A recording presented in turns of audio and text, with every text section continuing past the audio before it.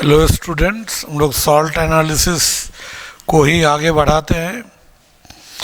1A और 2A का anions के बारे में हम लोग पढ़ चुके थे, है ना। जो सिलेबस में है उसको पढ़ चुके थे। अब यहाँ पर जैसे ये सब को हम लोग पहले से कुछ जान के रखते हैं, आगे ज़रूरी पड़ेगा। तो प्रॉपर्टीज ऑफ H2S गैस, ठीक है। H2S गैस के बारे में जानते होंगे। H2S गैस के बारे में ये है ना कि इसका पहचान क्या है।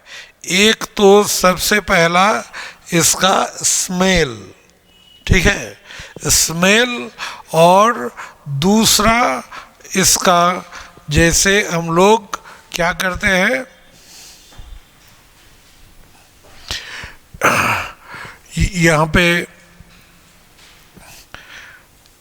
Pb डबल प्लस सॉल्यूशन से जब H2S को पास करते हैं तो PbS ब्लैक लेड सल्फाइड बनता है जो ब्लैक हो जाता है, ठीक है।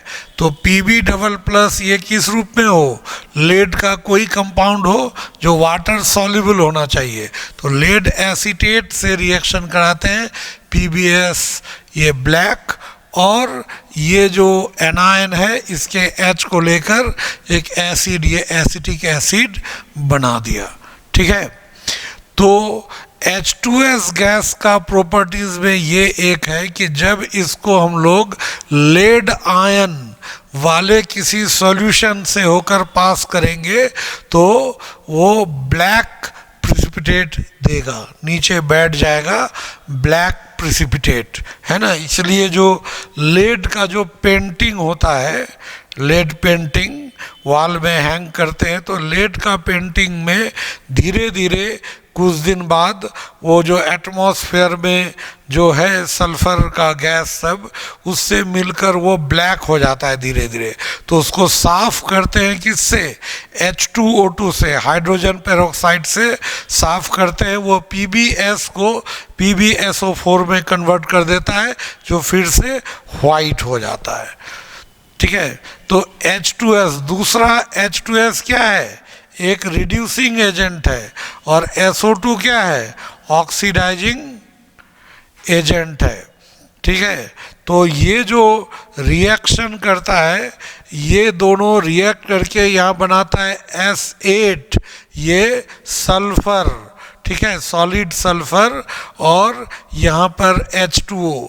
तो ये दोनों रिएक्शन करके जो सल्फर बनता है उसी से ये वॉल्केनिक, है ना, इसमें जो होता है रिएक्शन, वॉल्केनिक रिएक्शन, जैसे इन दोनों को हम लोग यहाँ क्या कहते हैं, ये वॉल्केनिक गैस, है ना, वॉल्केनिक गैस है। ये एक बताए थे वॉल्केनिक रिएक्शन इसके पहले, है ना। तो वहाँ सल्फर जो निकलता है तेजी से बाहर, उसके वजह से ऐसा ये वॉल्केनिक रिएक्शन होता है, ठीक है। H2S acts as reducing agent, और यहाँ रिड्यूसिंग एजेंट ये क्या हो जाएगा, रिड्यूसिंग एजेंट यहाँ पर क्या हो जाएगा, ये इससे रिड्यूस, ये अगर रिड्यूसिंग एजेंट है तो ये ऑक्सीडाइज हो जाएगा, ऑक्सीडाइज होकर S8 बनाएगा, और हाइड्रोजन, ये इलेक्ट्रॉन का लॉस हुआ इसलिए ऑक्सीडेशन, और इसी सल्फर के वजह से टर्बिडिटी वो निकलता है, उसके मतलब जो बताए थे ना वॉल्केनिक रिएक्शन बीच से वो निकलेगा बाहर, और निकल करके बाहर सेटल डाउन हो जाएगा, सॉलिडिफाई हो जाएगा, और कैसा सॉलिड बनाएगा, येलो सॉलिड साइड में जमा हो जाएगा, ठीक है। तो समझ गए, है ना। H2S गैस को जब किसी ऐसे सॉल्यूशन जिसमें लेड आयन हो, Pb डबल प्लस आयन, वहाँ से पास करेंगे तो लेड कंपाउंड लेड सल्फाइड में कन्वर्ट हो जाता है और वो ब्लैक प्रेसिपिटेट देता है।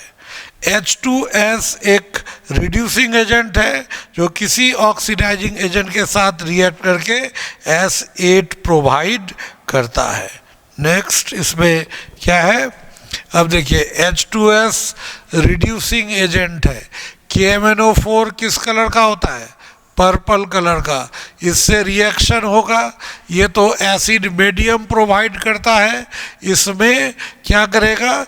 K2SO4 और MnSO4 ये कलरलेस है, और H2O और यहाँ पर S8, देखिए H2S रिड्यूसिंग एजेंट है, ऑक्सीडाइज होकर S8, the equation is not balance, वो बैलेंस कर लीजिएगा।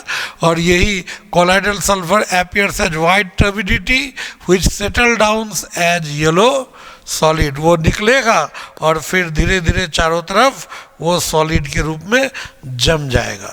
फिर उसी तरह H2S K2Cr2O7 किस कलर का होता है? किस कलर का? तो ये जो होता है ऑरेंज कलर का होता है, KMnO4 पर्पल कलर का, ये एसिड मीडियम में तो फिर H2S कन्वर्ट हो जाएगा S8 में, और K2Cr2O7 Cr+3 में जो ग्रीन कलर का होता है, और S8 फिर उसी तरह से कोलाइडल सल्फर है, वो वाइट टर्बिडिटी के रूप में अपीयर होगा और बाद में वो नीचे बैठ जाएगा येलो सॉलिड के रूप में, है ना। तो यहाँ पर ये चीज़ याद रखना है, यहाँ पे remember that SO2 also changes the colour of KMnO4 and K2Cr2O7 as H2S does, but in case of SO2 a clear solution is obtained. ये अंतर है। मतलब अगर हम लोग ऐसा कहें कि KMnO4 से गैस पास किए और उसका पर्पल कलर गायब हो गया, तो वो तो SO2 भी हो सकता है, लेकिन फर्क क्या है?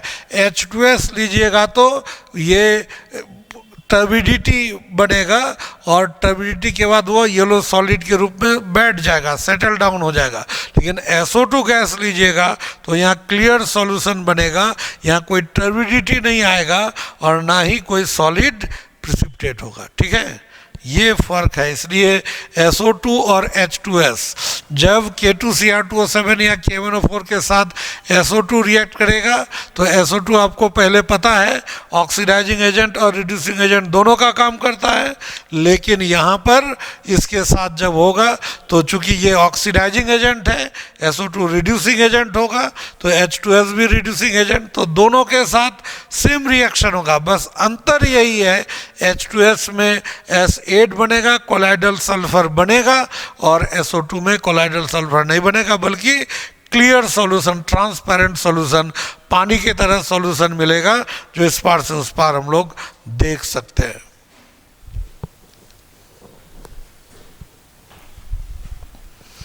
ठीक है, H2S गैस इज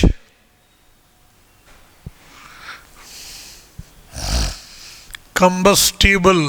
कंबस्टिबल मतलब ये जल जाता है।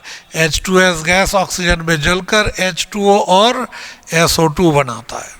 ठीक है, HF ये तो H2S गैस का हुआ। इतना ही प्रॉपर्टी सब याद रखना है, ये सिर्फ कैरेक्टरिस्टिक प्रॉपर्टी है। हम लोग सिर्फ उसी प्रॉपर्टी को पढ़ रहे हैं जो कैरेक्टरिस्टिक है, मतलब जिससे हम उस गैस को पहचान सकते हैं, ये पहचानने वाला।